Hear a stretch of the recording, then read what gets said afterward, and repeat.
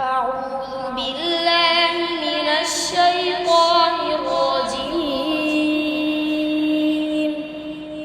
بسم الله الرحمن الرحيم.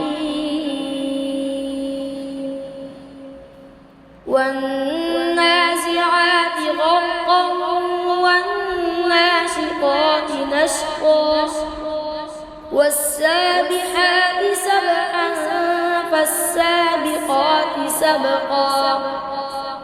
فالمدبرات أمرا يوم ترجف الراجفة تتبعها الرادفة قلوب يومئذ واجفة أبصارها خاشعة يقولون أئنا لمردودون في الحافرة أئذا كنا عظاما نخرة قالوا تلك إذا كرة خاسرة فإنما هي زجرة واحدة فإذا هم بالساهرة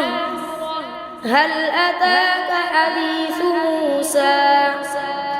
إذ ناداه ربه بالوادي المقدس طوى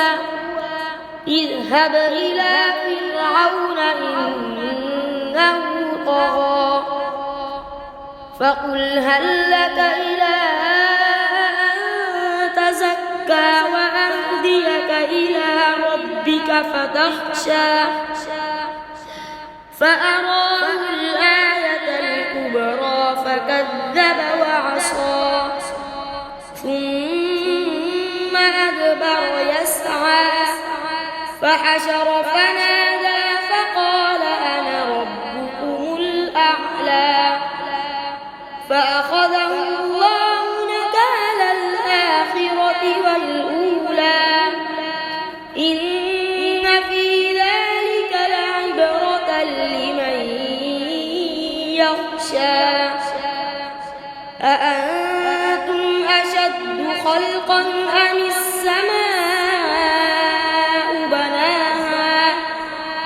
رفع سمكها فسواها وأغطش ليلها وأخرج ضحاها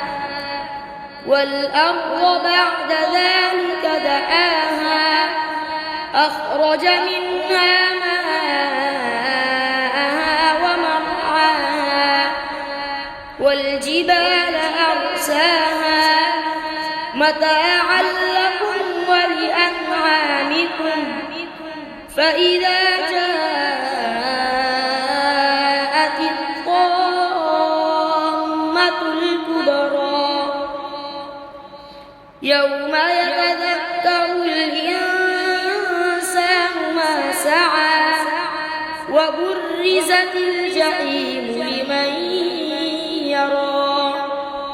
فأما من طغى وآثر الحياة الدنيا